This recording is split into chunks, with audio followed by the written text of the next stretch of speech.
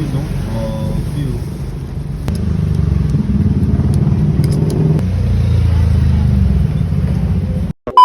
Isa na namang masarap na pudtripan ng ating naispatan na hindi mo nga lubos akalain na sa liit ng kanyang tindahan ay merong itinitindang napakasarap na goto Batangas na may iba't ibang klaseng laman loob ng baka na talaga namang napakalambot dahil sa tagal ng pagpapakulo dito at sasabayan pa ng napakamalinamnam niyang sabaw. At ang maganda pa nga dito ay yung serving ay siguradong walang daya dahil itinitimbang nila at siguradong 100 grams ang bawat serving nito. At hindi na nga rin tayo magtataka kung bakit napakasarap nito dahil tubong Batangas ang may-ari nito.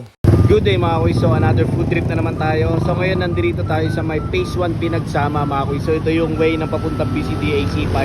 So ayun yung C5 highway. At ito naman yung arco mga kuy sa Phase 1 Pinagsama. So may naispatan tayo dito ang bagong food tripan. Ayun mga kuy, so yung gutuhan sa Phase 1 mga kuy. So ito nga yung gotong Batangas. So tara samahan nyo ko alamin natin kung ano yung mga halo na itong gotong Batangas na to at kung magkano yung presyo. Let's go. Hi bossing, magandang gabi po. Ayun o, bossing, tanong ko lang, ano po pangalan nyo? Albert po. Albert, Kuya Albert, ano po yung mga itinitinda nyo rito? Goto Batangas. At saka maliban sa Goto Batangas ya, ano pa yung meron ka? Sisig po. Sisig. Yung Goto Batangas mo yan, ano yan, literal talaga na sa Batangas talaga. Ano naman yung mga sahog yan kaya? Labandab ng baka po. Laman loob ng baka. Pagkano naman yung presyo niya? 80 naman may kanin. Ano pa? 80 na may kanin. 80 pesos, may kanin. Pag walang rice, 70 pesos. Pag yung rice lang, 15 lang. 15 pesos. Okay Albert, yung sisig mo naman magkano yun? 80 po may kanin. 80 pesos din with rice. Pag walang rice, 70 lang. 70 pesos. Ayun, mabisa. Kaya saan nila malulukit tong gutuhan sa Phase 1?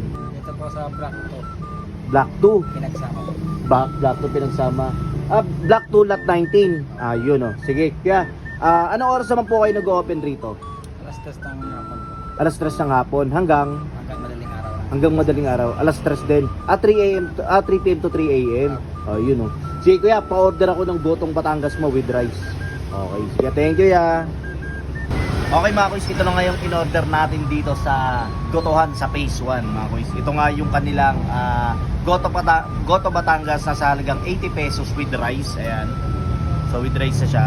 So kung ano lang naman, kung without rice, 70 pesos lang siya mga kuys.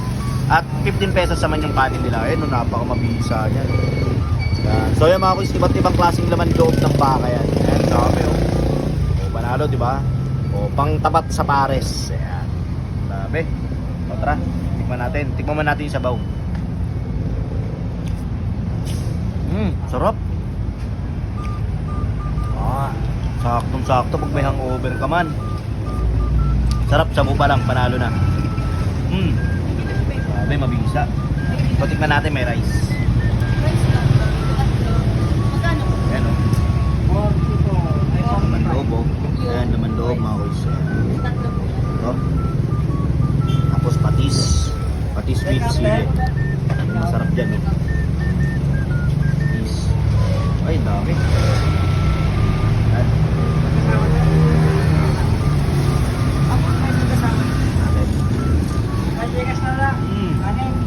Sarap. Mabisa. Pa.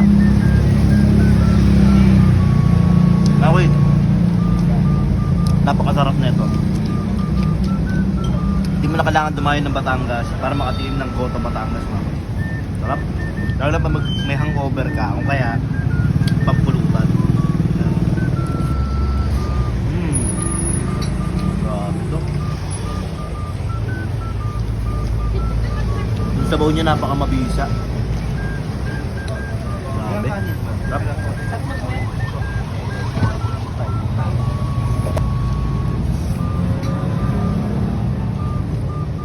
Maganda pa rito mga kuys, no? Napakalambot.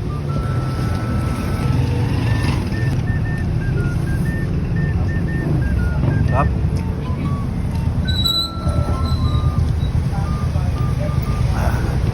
So yan mga kuys, no?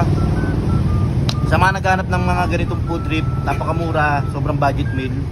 So located lang sila dito sa Black 2 Lot 19. Dito lang sa may arko ng Phase 1 Pinagsama mga kuys.